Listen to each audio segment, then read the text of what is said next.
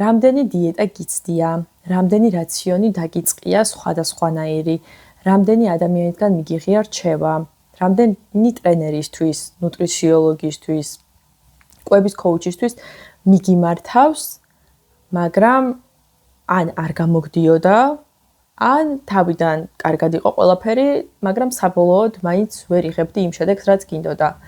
იქნებ პასუხი არ არის არც რაციონში, არც დიეტაში, არც ადამიანში, კონკრეტულ პროფესიონალში და იქნებ პასუხი არის თქვენში. გამარჯობა, მე ვარ ელენე, ეს არის ჩემი YouTube არხი, სადაც ვსაუბრობ ჯანსაღ კვებაზე და ჯანსაღი კვების მარტივად და ჩვენზე მორგებულად დანერგვაზე ჩვენს ცხოვრებაში. დღევანდელი თემა შეიძლება იყოს ცოტათი უსიამოვნო თქვენთვის, ვინც ამ ვიდეოს უყურებთ, რადგან ეს ეხება პასუხისმგებლობას, პასუხისმგებლობის აღებას კვებასთან მიმართებაში.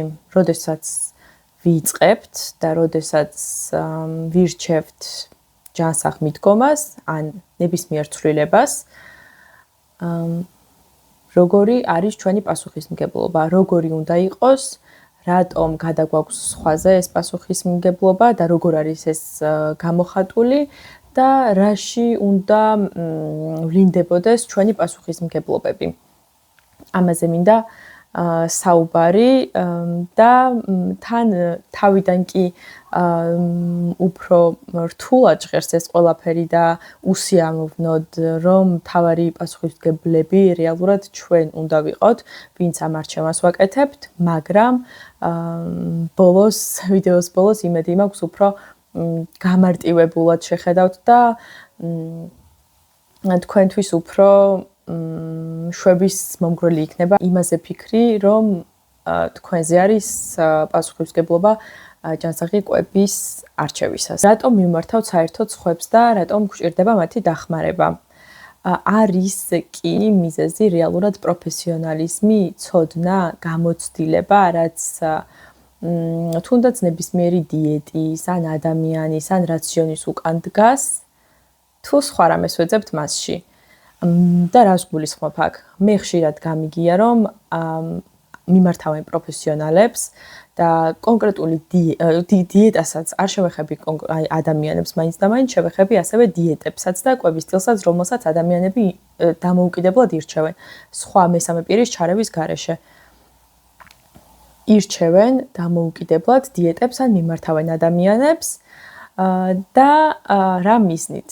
რომ ის კი არა, რომ ამას ან მეტი გამოცდება, მეტი ცოდნა აქვს და სწორ მიმართულებას მისცემს, ან თუნდაც დიეტამ, რომ კონკრეტულმა დიეტამ გარკვეული შედეგი დადო და გარკვეულ შედეგზე გარკვეულ მიზნამდე მიიყვანა ესა თუ ის ადამიანი.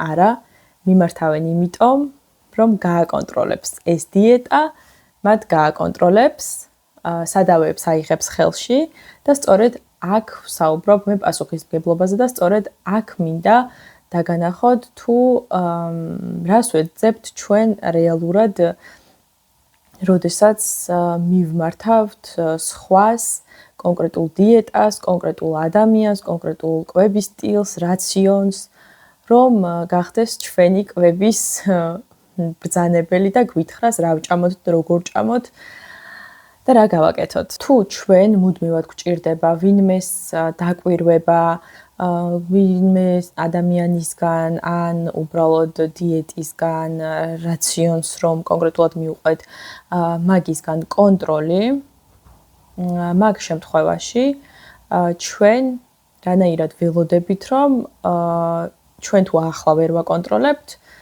მომდევნო რამდენიმე თვე, 6 თვე, 1 წელი, 10 წელი გავაკონტროლებთ საკუთარ თავს.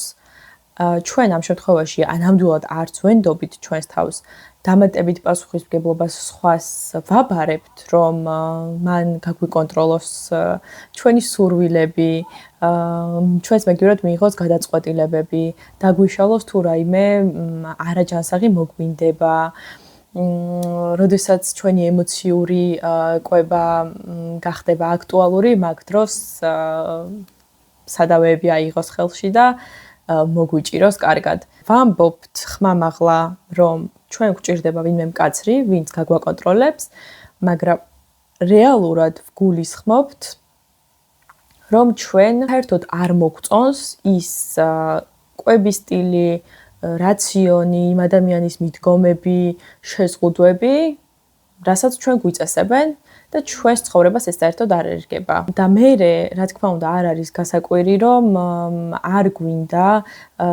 ძალდატანებით ვართ ამ ყველაფერში ჩაბმული და ზარმაცები კი არ ვართ, რომ ვერ ვასრულებთ და ვერ მივყავს ბოლომდე. არამედ უბრალოდ ვირჩევთ ისეთ კვების სტილს და ისეთ მიდგომებს, რაც ჩვენი არ არის. ადამიანებს ხშირად არც კი სჭირდებათ კიდევ ერთი მცოდნე, კიდევ ერთი პროფესიონალი, კიდევ ერთი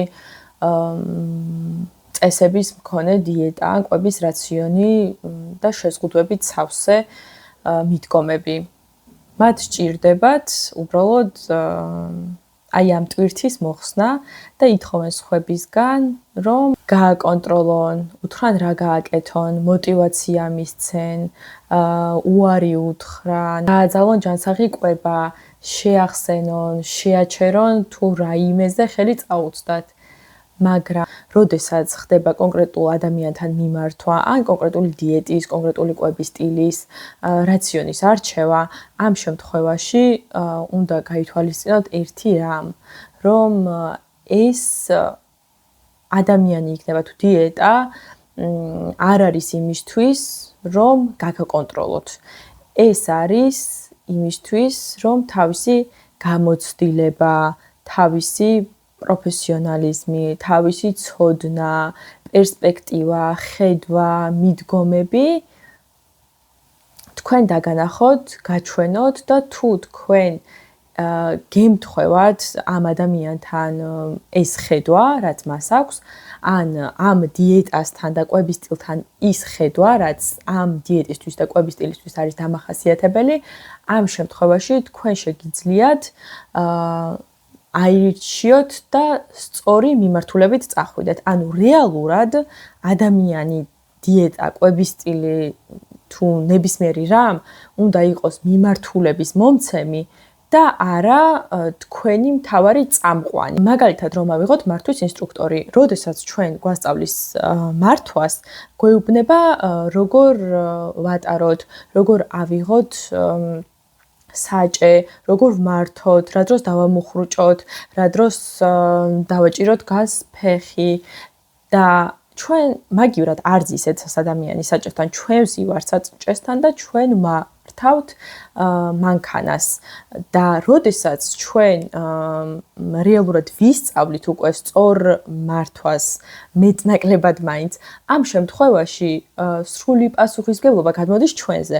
ანუ მართვის ინსტრუქტორი იმ მოკლე მონაკვეთში გვეხმარება მიმართულების მიცემაში და სწავლაში და შემდეგ გვაძლევს ჩვენ სრულ თავისუფლებას, რომ ჩვენზე არის უკვე იმ წესებს დავემორჩილებით, არ დავემორჩილებით, ჩვენზე მოვირგებთ, შეიძლება იმას სხვანაირად გვასწავლოს და ჩვენ სხვანაირად მოგვინდეს და მოვირგოთ მერე, ან შეიძლება იმ მომენტში როგორი მანქანა გვეყოლება იგივე ჩვენი სხეული, რომ გავავლოთ პარალელი, მას მოვარგოთ იმ მანქანის შესაბამისად ვიმოქმედოთ და ასე შემდეგ. აი ზუსტად ეს არის ძალიან კარგი მაგალითი, რომ როდესაც ჩვენ მივმართავთ ვინმეს, ან რაიმე ტიპის კვების სტილს ან დიეტას, ეს არის დროებითი და პასუხისმგებლობა მაინც საბოლოოდ გადმოდის ჩვენზე.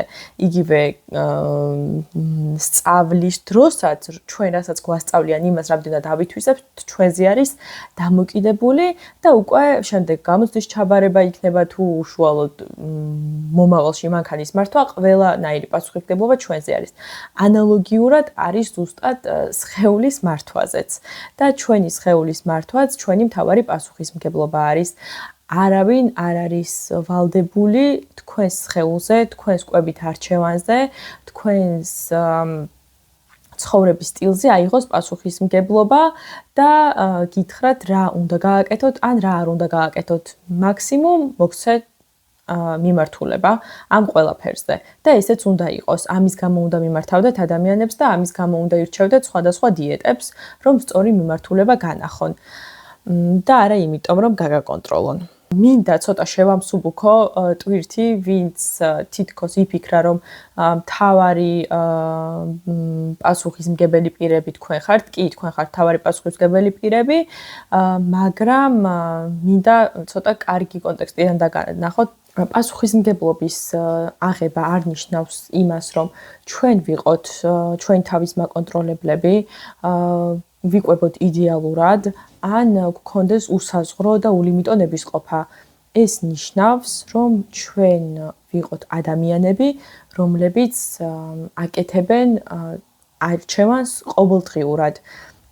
და თუ მაგალითად დღეს ავირჩევ, რომ შევჭამ იმას, რასაც ავჭამ ყოველდღე და რაც ჩემთვის ესე ვთქვათ, არაჯანსაღად ითვლება და დარღვევა არის, მეორე, მესამე დღეს ან მთელი კვირა, მთელი თვე ჩემს თავს არ მივცე შეზღუდვები და არ ვამყოფო სრულ წნეხში ამის გამო. ეს არ არის საკუთარ თავზე პასუხისმგებლობის აღება, ეს არის შენი თავის მომავალ ვერსიაზე პასუხისმგებლობის გადაცემა. შენს მომავალ მეს აძლევ იმ დავალებას, რომ მან გააკონტროლოს, მან მოთოკოს ეს ყველაფერი და მან ის მთელი ერთი თვე გააკაჩინოს ტკბილის გარეშე შენს სხეულს. და შენ რეალურად ეხლა რა პასუხისმგებლობაც უნდა აგიღო ის, რომ მე დღეს შევჭამე, მივიღე ეს გადაწყვეტილება, მაგრამ არა უშავს, ხვალაც თუ მომინდება, ხვალაც შევჭამ, თუ არ მომინდება, არ შევჭამ, ზეგ თუ მომინდება, ისევ შევჭამ, არ შევჭამ, ანუ ეს არის რეალურად პასუხისმგებლობის აღება. ამ შემთხვევაში არ არის აუცილებელი, რომ გავაკონტროლოთ ჩვენი გენეტიკა, სტრესი, ის რაც ბუნებრივად ხდება ჩვენს ცხოვრებაში და იმას, რასაც ვერ შევცვლით. რა თქმა უნდა, ესეთი შემთხვევები არსებობს, ყოველდღიურად ან გარკვეული სიხშირით, რასაც ჩვენ ვერ შევცვლით და ჩვენი კონტროლის საზღვრებს ცდება და არანაირად არ არის აუცილებელი, რომ ამაზე, რასაც ვერ გავაკონტროლებთ, ავიღოთ პასუხისმგებლობა. ისევე, როგორც არ აიღებდა არც ერთი დიეტა, არც ერთი ადამიანი იმაზე,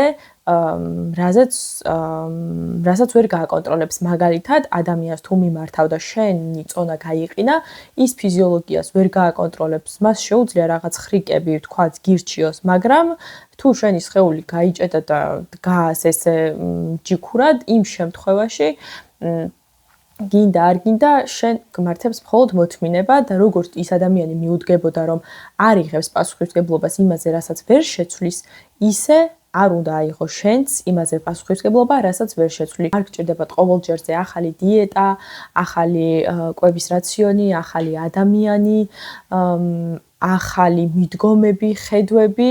თქვენ გჭირდებათ საკუთარ თავზე პასუხისმგებლობის აღება და შემდეგ თუ რაღაცაში ვერ ხვდებით, რომ თქვენი კომპეტენცია, თქვენი პასუხისმგებლობა, თქვენი უნარები არ გაძლევთ ამის საშუალებას, შემდეგ უკვე შეგიძლიათ მიმართოთ ან ადამიანს, ან აირჩიოთ კვების სტილი, ან აირჩიოთ კვების რაციონი. თქვენ ხართ პასუხისმგებლები, იმიტომ რომ ხართ ერთადერთი ადამიანი, ვისაც შეუძლია საკუთარი სხეულის და საკუთარი თავის კონტროლი.